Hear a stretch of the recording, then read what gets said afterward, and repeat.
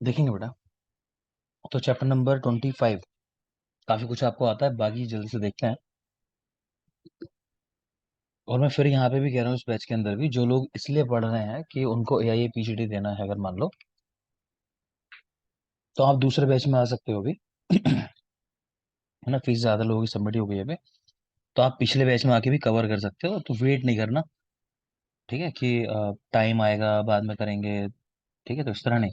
तो यहाँ जो मेनली हम फोकस कर रहे हैं, यूपीएससी पॉइंट ऑफ व्यू से पढ़ रहे हैं, धीरे धीरे पढ़ रहे हैं, तो उसके लिए टाइम है हमारे पास। लेकिन इसके लिए एआईपीजीडी का फिक्स टाइम है, डेट आ चुकी है, तो आपका एग्जाम फिक्स टाइम में हो जाएगा।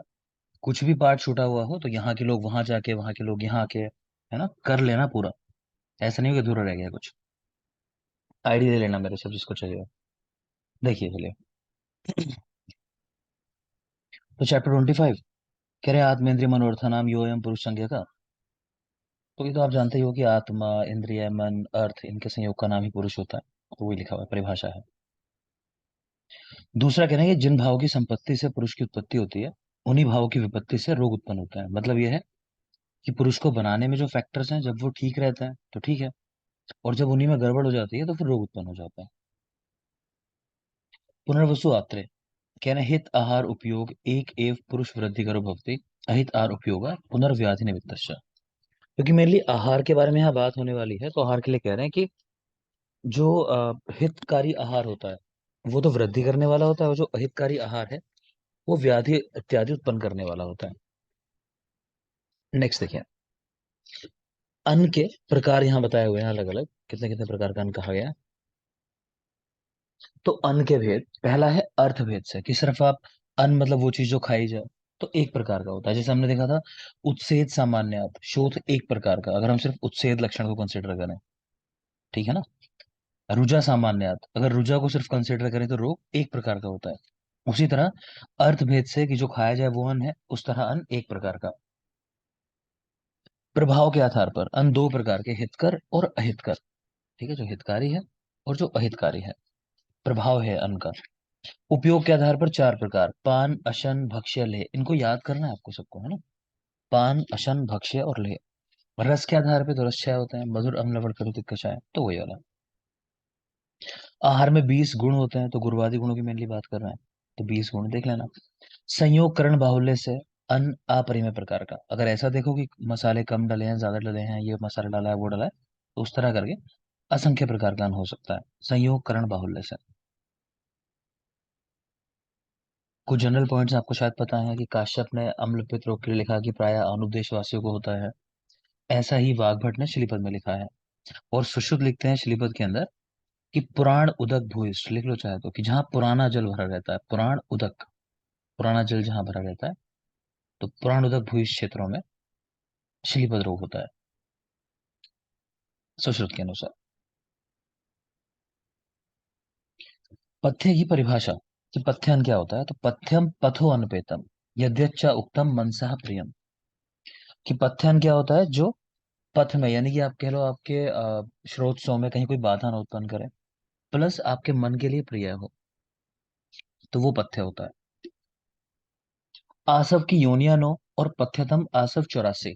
आपको पीछे पढ़ाए हैं मैंने, जब अरिष्ट की हम लोगों ने बात की थी, ध्यान आ रहा है। कि आसव की योनिया, तो ना से नो करके याद किया था। पथ्यतम आसव 84, वहां आपने याद भी किए थे, चलो पूछ लेते हैं। रिम्पी, शर्करा आसव कितने होते हैं? सर शर्करा सर एक। एक। मंजिता, मंजिता हाँ जी सर। बेटा, मूल आसव कितने हैं? 12 सर। और कोई? 11। 11। 11 11। होते हैं। ठीक है, तो 11 होते हैं। ठीक है, चलो माइक ऑफ कर लो। कहने का मतलब आपको याद है कि आपने पढ़ा है, अब याद करना तो आपकी जिम्मेदारी है बेटा, तो याद कर लेना, लेकिन आपने पढ़ रखा है। तो आसव की योनियां 9 होती हैं, पथ्यतम आसव 84 होते हैं। पूछे जाएंगे किस चैप्टर में बताए गए हैं, तो चैप्टर नंबर 25 के अंदर बताए गए हैं। इस पे सवाल आ चुका है कि कहाँ इनका उल्लेख है। जबकि पंच कषाय कल्पना है, वो कहाँ बताई गई है चरक संहिता में? Correct sir. फोर। फोर। सूत्र 4 चार के में अंदर से बेटा, ठीक है, चार 4। में। ठीक है, आगे देखिए। कह रहे हैं ये जो 84 आसव है, अगर द्रव्य के संयोग करण इनके आधार पर काउंट करें तो अपरिमेय संख्या होता है। एक धनवन है। तो ये कह रहे हैं ये सारा सब फलासव दोनों के अंदर मिलता है। सारासव में भी और फलासव में भी। तो मैं इस तरह याद रखता हूँ, आप चाहो तो लिख सकते हो कि धनवान सारे फल ले गया, कि धनवान व्यक्ति था वो सारे फल ले गया, यानी धनवान का उल्लेख सारासव और फलासव दोनों में मिलता है। दूसरा, महुए का उल्लेख पुष्पासव में और सारासव में दोनों में मिलता है। हम याद रखते हैं कि महुए के सारे पुष्प हैं, जितने भी पुष्प हैं वो महुए के हैं, ये महुए के सारे पुष्प, और ऊपर धनवान सारे फल ले गया, तो सारासव फलासव धनवन। आगे चलेंगे। एशाम आसव नाम आसुतत्वाद आसव संज्ञा, कि जिसमें आसुतिकरण की प्रक्रिया कराई जाए उसी को आसव कहते हैं। सेम चीज चक्रपाणी ने। आसुतत्वाद संधान रूपत्वाद, की जहाँ संधान किया जाए उसको आसव कहते हैं। ये पढ़ चुके हो आप सारी चीजें। ये आसवरिश के गुण बता रखे हैं कि मन शरीर अग्नि बल प्रदानाम, स्वप्न शोक अरुचि नाशना नाम। ठीक है, तो मेन तो यही चीज है। को मन शरीर को बल दे, प्लस किसी को निद्रा ना आ रही हो, कोई शोक में हो, तो लोग पीते हैं ना दुख में होते हैं तो अल्कोहल वगैरह, तो उस तरह सोचो। तो ये सारे काम करता है। आगे चलता है। अगला पार्ट काफी काफी जरूरी है, आपको बिल्कुल रटा हुआ होना चाहिए कि किस साइंटिस्ट कह लो या वैद्य कह लो, उनकी कौन सी थ्योरी है। ठीक है, तो नाम लिखे हुए एक तरफ, सामने उनकी थ्योरीज लिखी हुई हैं।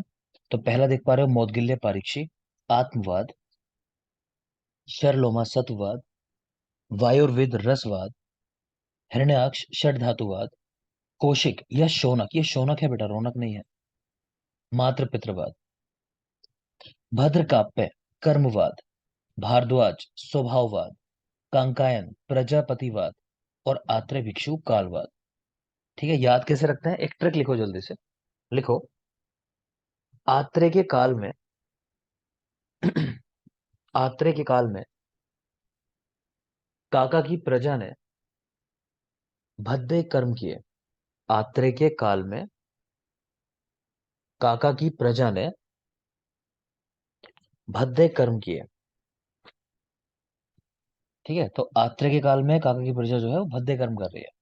आत्रेय के काल में यानी आत्रेय का अगर आप देखोगे तो कालवाद, तो आत्रेय के काल में काका की प्रजा ने, तो कांकायन प्रजापतिवाद, काका की प्रजा ने भद्दे कर्म किए, भद्दे यानी भद्र काव्य, कर्म किए मतलब कर्मवाद। तो ये तीन हो जाते हैं। आत्रेय के काल में काका की प्रजा ने भद्दे कर्म किए। और देखोगे, फर्स्ट है बेटा मोदगिल्य पारीक्षी, इनका है आत्मवाद। तो याद करने के लिए कि परीक्षा किसकी करो, सबसे पहले अपनी परीक्षा करो, है ना। अक्सर वो सुना होगा आपने कि जब आप दूसरे की तरफ एक उंगली करते हो तो तीन उंगलियां आपकी तरफ होती हैं फेस करके, है ना, कि अपने आप को देखना चाहिए, अपने गिरबान में झांको, इस तरह की बात है। तो उस तरह याद कर सकते हो, परीक्षा किसकी करनी है, अपनी, आत्मचिंतन करना है। तो परीक्षिका आत्मवाद। सरलोमा सत्यवाद, है ना, कि सर जो भी होंगे, जो भी टीचर होंगे पढ़ाते होंगे, तो वो सत्व गुण वाले होंगे आपके लिए जब पढ़ाते होंगे एटलीस्ट उस समय। तो सर जो है वो सत्व वाले हैं। ठीक है। वायुर्विद रसवाद, वायुर्विद रसवाद, इसको सीधा याद कर लो, एक वायुर्विद रसवाद, चाहे वर करके याद कर लो या वायु रस को सुखा देती, जैसे याद करना चाहो, वायुर्विद का रसवाद। हिरण्याक्ष षड धातुवाद, हम आगे चलकर पढ़ेंगे कि हिरण के मांस में ना छह रस होते हैं, पृथ्वी के अंदर भी छह रस होते हैं। ठीक है, तो वैसे भी याद रख सकते हो कि हिरण का मांस तो छह रसों वाला होता है, तो षड धातुवाद। कौशिक मात्र पितृवाद, तो ब्रैकेट में शौनक भी लिखा हुआ है, अब रौनक लिखा है तो चाहो तो रौनक से भी याद कर सकते हो कि जब लोग माता पिता बन जाते हैं तो घर में रौनक हो जाती है, मतलब बच्चे होते हैं तो खुश होते हैं वो, है ना, कि हमारे घर में बच्चे हैं छोटे। तो ऐसा भी याद कर सकते हो, शौनक मात्र पितृवाद। तो कौशिक मात्र पितृवाद, ऐसा भी कर सकते हो, वही बच्चे जो होते हैं कई बार माता पिता को कोसते हैं कि आपने मेरे लिए ये क्यों नहीं कराया, है ना, कि सब कुछ उनसे ही कराना होता है उन्हें, खुद से कुछ नहीं करना, तो उस तरह भी सोच सकते हो। तो कौशिक यानी कोस रहा है, मात्र पितृवाद अपने माता पिता को कोई। भद्रकाप्य की बात होगी कर्मवाद, भारद्वाज देख लो स्वभाववाद, तो भारी होना तो चीजों का स्वभाव ही होता है ना, कोई चीज भारी है कोई हल्की है तो उनका स्वभाव है। ठीक है, और आगे चल के एक सिद्धांत पढ़ाऊंगा कि भारद्वाज ने ऐसा कहा है कि बच्चे का सिर जो होता है वो भारी होता है, इसीलिए स्वभाव से वो ही पहले बाहर आता है जब डिलीवरी की हम लोग बात करते हैं। तो वहां से भी याद रखते हैं कि स्वभाव वाली बात इन्होंने की है भारद्वाज ने, कि भारी होने से सिर पहले आता है। क्लियर, तो याद कर लेना। आगे आ जाओगे। अच्छा, इस चैप्टर में रस वाला पोर्शन और है, वो डिस्कशन डिस्कशन में कहीं भी नहीं है, माफ करें। तो वो इसलिए नहीं है बेटा क्योंकि वो सब कुछ मैंने ऑलरेडी आपको जो अग्रे दिए हैं उस अग्रे में बाकी चीजें डिस्कस्ड हैं। और द्रव्य गुण जब हम लोग पढ़ेंगे तो वहां पे ये रसों की संख्या कितनी है, विपाक रस, सब कुछ है इस चैप्टर के अंदर। वो सारा पोर्शन हम लोग द्रव्य गुण के साथ ही पढ़ते हैं। इवन जब टेस्ट भी लूंगा आपका, तो यहाँ वो पार्ट नहीं दूंगा मैं, ठीक है, वो द्रव्य गुण के साथ ही दूंगा। तो चैप्टर 25 कंप्लीट हुआ। मैं सवाल नहीं कर रहा अभी, क्योंकि आज टाइम थोड़ा मैंने लेट ज्वाइन किया सेशन। लेकिन आप लोग की जिम्मेदारी है कि वो अग्र याद होने चाहिए, श्रेष्ठ कौन सा है, निकृष्ट कौन सा है, वो याद होने चाहिए, सबको याद होने चाहिए, है ना। लोग खुद से तय मत कर देना कि इन 5 का सिलेक्शन होना है, इनको याद होना चाहिए, हमें नहीं। तो सबको याद होना चाहिए।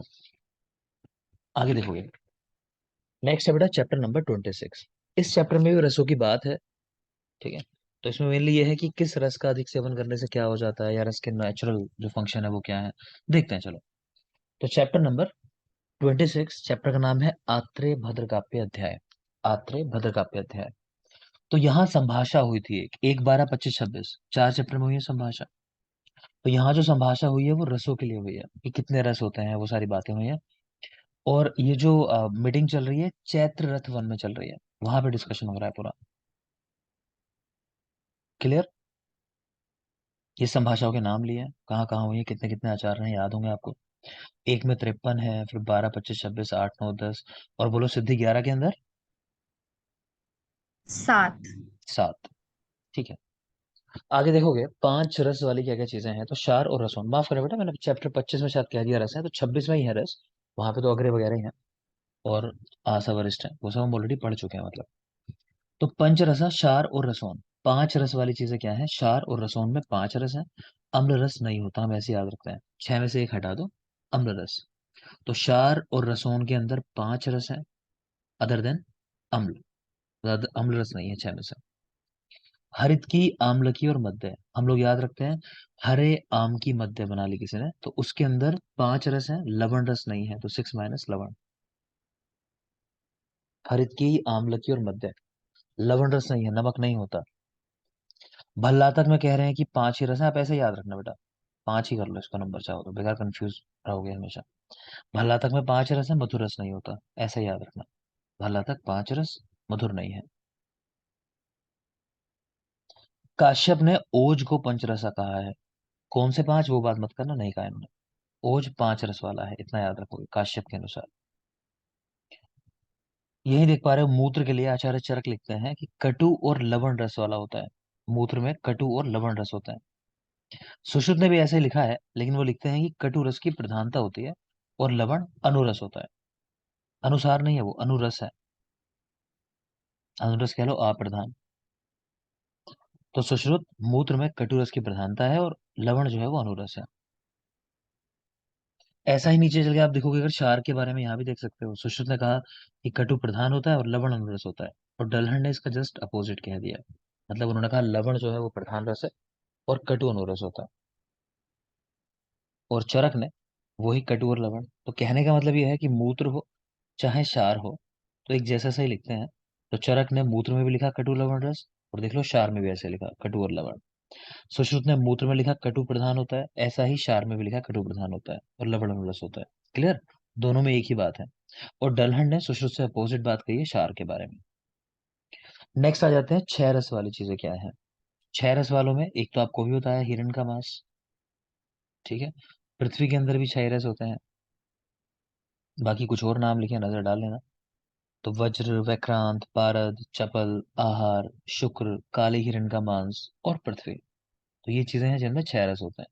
तो पृथ्वी याद होना चाहिए जरूर आपको, और हिरण का मांस याद होना चाहिए, इतना तो याद ही होना चाहिए एटलीस्ट। क्षार के गुणों के बारे में बता रहे हैं। क्षार क्या करता है, शरणात क्षारा, कि जो शरण करने का काम करे, चीजों को काट दे, वो क्षार होता है। नासो रसा, बहुत जरूरी बात है ये, कि क्षार रस नहीं होता।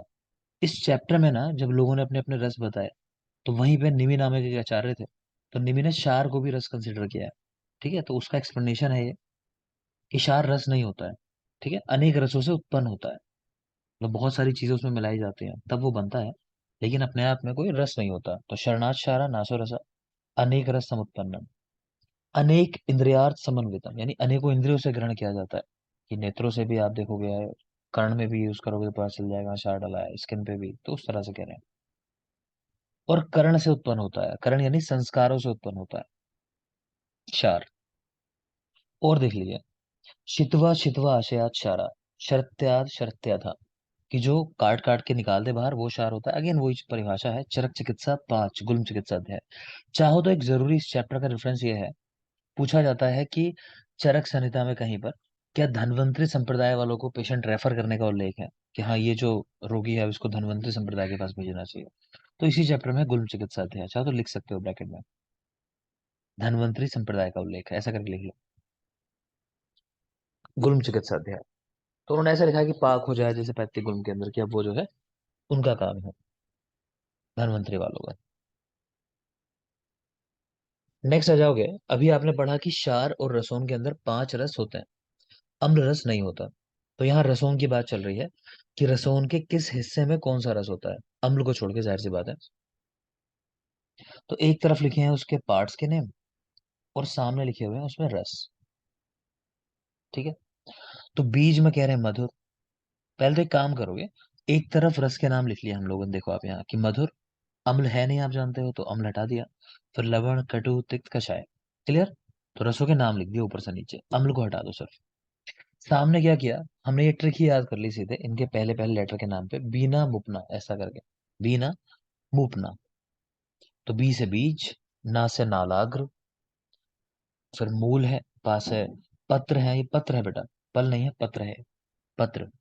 और लास्ट में ना जो है उससे नाल है।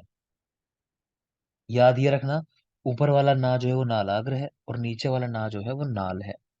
ठीक है, जो पहले पड़ेगा वो अग्रभाग होगा, जाहिर सी बात है जो आगे होगा वो पहले पड़ेगा। तो नालाग्र पहले है और नाल बाद में है, ये ध्यान रखोगे।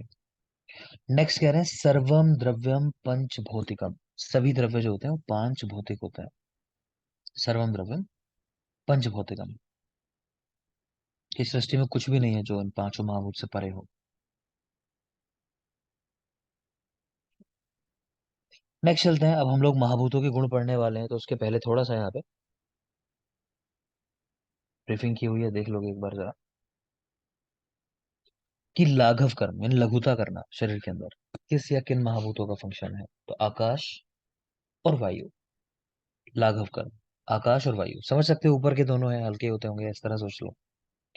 मार्दव कर्म, मृदुता करने वाला, तो वैसे तो स्नेहन होता है, और बाकी यहाँ पे आकाश और जल है बेटा, फल नहीं है वो, आकाश और जल। तो हम उसको आजा करके याद रखते हैं, कि जब कोई हमारे लिए सॉफ्ट होता है तो हमको बुलाता है कि भाई आ जाओ, कभी आए नहीं, उतना टाइम हुआ है ना। तो आजा, आजा मतलब आ से आकाश, जा से जल, जल है। नेक्स्ट है उपचय करना, संघात करना, तो बॉडी कंपोजिशन बनाना, मतलब एनाबॉलिज्म करना, तो ये पृथ्वी महाभूत का काम है, पार्थिव। ग्लानि और विचार, ये वायु का फंक्शन है, ग्लानि और विचार वायु। बंध विषंद मार्दव उपक्लेद प्रहलादन, ये फंक्शन ये जल के काम है, बहुत खास नहीं, देख लेना। लघु और सूक्ष्म गुण किसके अंदर होता है, वो तो ऊपर कर्म थे, और ये इनके खुद के गुण हैं। ठीक है, तो लघु और सूक्ष्म गुण आकाश वायु और अग्नि में होता है। आकाश वायु तो ऊपर वाले ही हैं, एक अग्नि और जुड़ गया, तो लघुता करना शरीर में और सूक्ष्मता। मंद गुण किसका है, जल और पृथ्वी का। तो ट्रिक लिखी है कि जाप कैसे करना है, कि जाप मंद मंद करना है, यानी धीरे धीरे धीरे। कोई जाप आप कर रहे हो, पूजा पाठ कर रहे हो, धीरे धीरे करना है ना। लोग करते रहते हैं कि मालाएं बैठे जपते रहते हैं अपनी। तो जाप यानी जल और पृथ्वी, मंद यानी मंद गुण, तो जाप मंद मंद करना है। नेक्स्ट है खर गुण, तो वायु और पृथ्वी में। तो लिखा है कि बाप खर होते हैं, मतलब पिताजी जो होते हैं अक्सर घर में वो बच्चों के लिए थोड़ा सा स्ट्रिक्ट होते हैं, उस तरह करके कि बाप खर होते हैं, बाप यानी वायु और पृथ्वी, खर। विशद गुण, वायु अग्नि और पृथ्वी में होता है विशद गुण, वायु अग्नि और पृथ्वी, याद कर लेना सीधे इसको, विशद गुण वायु अग्नि और पृथ्वी। रूक्ष गुण, वायु और अग्नि में, ये भी समझ आ रहा होगा, अग्नि भी जला देगी स्नेह होगा तो वायु भी सुखा देगा उसको। तो रूक्ष गुण वायु और अग्नि के अंदर। मृदु गुण देख लिया आपने, आकाश और जल। शीत गुण वायु और जल, ये भी समझ आ रहा होगा। क्लेद स्नेहन बंधन, ये जल के गुण होता है। ठीक है, तो मेन कौन से हैं इनके अंदर, एक तो ये मार्दव कर्म याद रखोगे, मृदुता मतलब। एक ग्लानि और विचार, मैं बता रहा हूँ जरूरी वाले, अगर कुछ सिलेक्टेड याद करना चाहो तो ग्लानि और विचार वो याद करने हैं। मंद गुण याद रखना है, जल और पृथ्वी का। खर वायु पृथ्वी का। विशद, वायु, अग्नि और पृथ्वी का। इनको तो एटलीस्ट याद कर लेना जितने मैंने आपसे कहे। आगे आ जाएंगे। वो चीज रिपीट हुई है कि तेज अग्नि में होगा, जाहिर सी बात है। ग्लानि विचार वायु के हैं। प्रहलादन, प्रहलादन गुण पे टीका है चक्रपाणी की। इसका मतलब क्या होता है? कह रहे हैं प्रहलादन का मतलब है शरीर और इंद्रियों का तर्पण करना। चाहो तो देख सकते हो। नेक्स्ट यहाँ प्रभा लिखी है। सूरज कितनी होती है प्रभा? 5 फिर छाया कितनी होती है? सूरज से से तो 5, प्रभा, सूरज से प्रभा होनी चाहिए थी। छाया वाला जवाब मत 6 दो। 6 6 नहीं, और कोई बोलो। 8 7 7 है, सात। 5 सात प्रभा सर। सर। सूरज सारे ही नंबर बोल दिए, एक वो नंबर छोड़ के जो करेक्ट आंसर था। बस सात छोड़ के उसके पहले के भी सारे बोल दिए, वो गैप करके उसके आगे के भी सारे बोल दिए। सात है। प्रभा सात है, छाया पांच है। ठीक है। तो प्रभा जो है वर्ण प्रकाशिनी, वर्ण की प्रकाशक है प्रभा। आगे देखें। आचार्य सुश्रुत के अनुसार, तो यहाँ पे बेटा हल्की सी गड़बड़ है, इसको पहले आप ठीक कर लो। और जो मैं बना रहा हूँ आप बना लेना। यहाँ लिख लो पार्थिव, ऐसा गुण लिख लो यहाँ पार्थिव। इसके आगे लिखने से रह गया पृथ्वी का, तो उसमें लिखना ईशत कषाय। ये टेबल बनी है ना आपके पास, इसमें लिखना ईशत कषाय, और नीचे लिखना प्रायशः मधुर, प्राय मधुर। सर रुक जा। बेटा माइक ऑफ कर लोगे? मैं रुक गया था वरना पढ़ाने से। ठीक है, कोई बात नहीं, सॉरी देखो। सर। कोई बात नहीं, कोई बात नहीं बेटा। देखो चलो, तो सुश्रुत के अनुसार यहाँ पर क्या है, पांचों महाभूत लिखे हुए हैं। पृथ्वी, जल, अग्नि, वायु, आकाश। अगर सही क्रम में देखो वही तो, आकाश, वायु, अग्नि, जल और पृथ्वी, इस तरह करके। ठीक है। अब इनमें बताया हुआ है कि मेनली ये कैसे होता है, और कह लो अनुरस कह लो या कह लो थोड़ा सा अंश किसका होता है, वो चीज बताई हुई है। कि आकाश जो है वो अव्यक्त रस वाला होता है। इसको हम आगे चैप्टर में देखेंगे भी, कि आकाश का जल जब गिरता है भूमि पे तो कैसे उसका टेस्ट चेंज होता है। तो आकाश अव्यक्त रस वाला है। वायु प्रायशः कषाय है, प्राय जरूर याद करना, प्राय वाली बात जो है। अग्नि प्रायशः कटु है। जल प्राय मधुर है। और पृथ्वी की वजह से भी रस कैसा है, प्राय मधुर होता है। तो पृथ्वी और जल प्राय मधुर, अग्नि और वायु क्रमशः कटु और कषाय, और आकाश ये अव्यक्त रस वाला है। आकाश अव्यक्त रस वाला। तो ये तो होगी प्रायशो। बाकी ईशत में अगर बात करें तो आकाश की तो बात ही नहीं करेंगे, अव्यक्त रस वाला है। वायु है ईशत तिक्त, वायु ईशत तिक्त। अग्नि ईशत अम्ल लवण।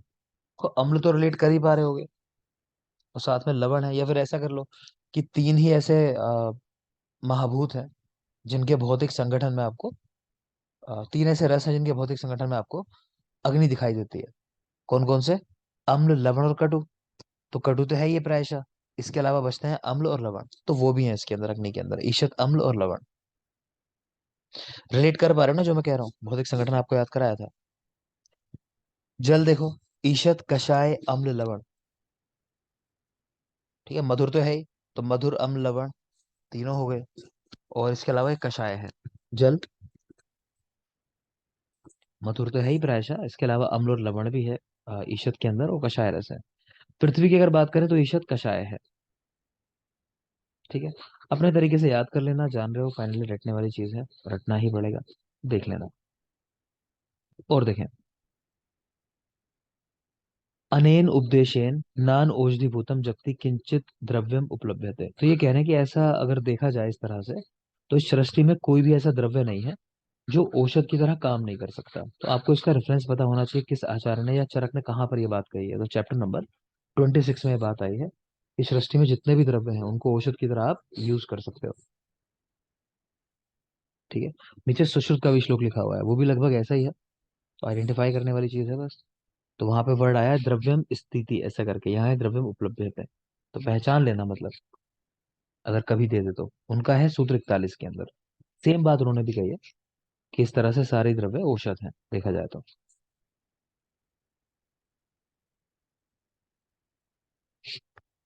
रस, विपाक, वीर्य, प्रभाव, इन चीजों में अगर बात की जाए कि श्रेष्ठ कौन है और निकृष्ट कौन है, तो देख पा रहे हो, चरक प्रभाव को श्रेष्ठ मानता है और सुश्रुत खुद द्रव्य को श्रेष्ठ मानता है।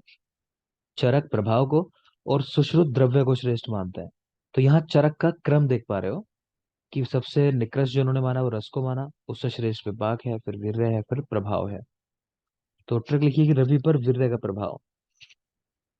तो रवि यानी रस फिर विपाक, रवि, ठीक है, पर वीर्य का प्रभाव, तो वीर्य और प्रभाव, इस तरह करके हम याद रखते हैं कि प्रभाव श्रेष्ठ है। सुश्रुत की अगर बात करोगे तो विपाक, वीर्य, रस और द्रव्य। तो याद कर लेना किस तरह करोगे, विपाक, वीर्य, रस, द्रव्य। ऐसा कर लो, बीवी रस दो, है ना, बीवी से रस मांग रहा हो, जूस मांग रहा हो कोई, बीवी रस दो, तो विपाक है, फिर वीर्य है, फिर रस दो यानी द्रव्य कर लो। ये सुश्रुत के अनुसार है। याद रखना चरक का श्रेष्ठ क्या है, प्रभाव, और सुश्रुत का द्रव्य। यहाँ कुछ वन लाइनर है, जैसे आपको चैप्टर नंबर 1 में याद कराए होंगे, तंत्र युक्तियां। तो शिवांशी, संक्षेप अभिधानम, ये क्या है, कौन सी तंत्र युक्ति है, संक्षेप अभिधान।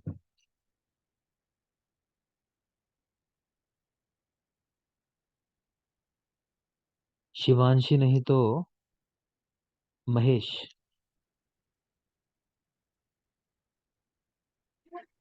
दोस्त मैं तो क्लियर नहीं पढ़े हैं, मेरे साथ क्लियर नहीं। सोनल। सर निर्देश। और कोई बता दो अभी। उद्देश्य। अच्छा, उद्देश्य से। मैंने दोनों बैचेस के अंदर सेम सवाल किया और दोनों बैचेस के अंदर सेम ही जवाब आया, कि बाकी लोगों ने दिया ही नहीं। जिस एक ने दिया वो निर्देश वहां भी दिया और यहाँ भी दिया।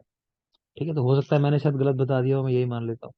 तो बेटा ठीक कर लेना, निर्देश नहीं है वो, उद्देश्य है। ठीक है, निर्देश क्या होता है, विस्तार से बताना, विस्तार वचनम, वो निर्देश होता है।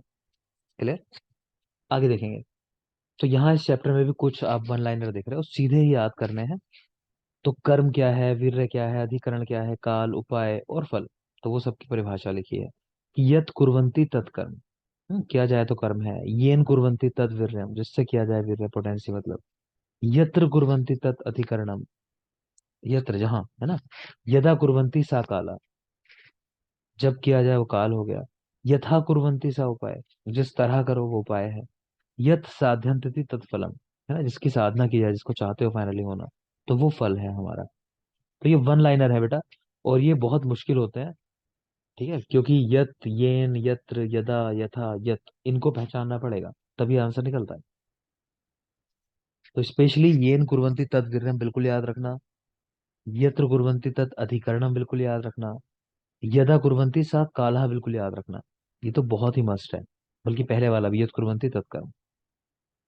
सुश्रुत देख रहे हो, एक डिफरेंस किया उन्होंने, उन्होंने लिखा यत कुर्वन्ति तत् अधिकरणम, उनका बस एक ही याद करना है आपको, कि यत कुर्वन्ति तत् कर्म की जगह यत कुर्वन्ति तत् अधिकरणम कर दिया, इसको स्पेशली याद रखोगे।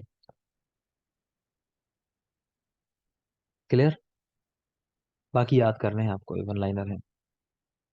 इसका लेक्चर शायद मैं आपको दूंगा आज याद करने के लिए। ठीक है, और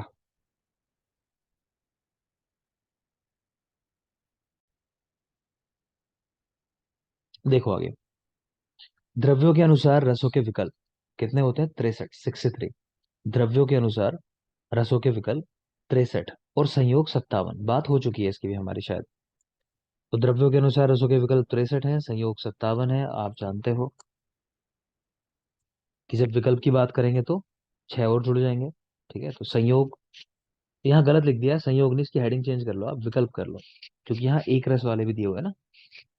तो एक रस वाले 6, दो रस वाले 15, तीन रस वाले 20, चार वाले 15, पांच वाले 6, छह वाला 1। ये सारी बात हो गई होगी। आकांक्षा, बेटा आश्य अपकर्ष में दोषों की स्थिति क्या होती है। जी सर। आश्य अपकर्ष में दोषों की स्थिति क्या होती है।